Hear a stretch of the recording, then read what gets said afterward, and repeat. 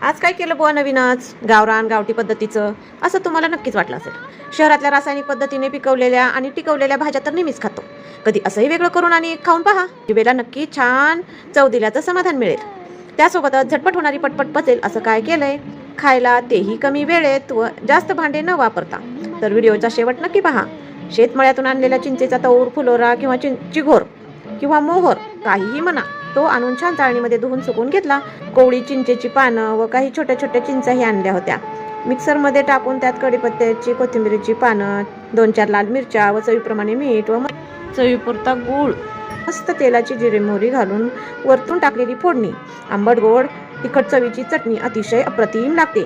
त्यासोबतच मी ज्वारीचे झटपट होणारे दिरडे केले। खूप सुंदर कॉम्बिनेशन जुळलं होतं या चटणीचं आणि दिरड्याचं।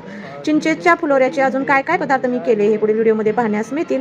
त्यासाठी माझ्या चॅनलला लाईक, शेअर व सबस्क्राईब, बेल आयकॉन दाबून तुम्ही केलेली चटणी कशी झाली ते सांगण्यास विसरायचं नाही। भेटू नवीन अशाच चिंचेच्या फुलोऱ्याच्या पाककृतीसह।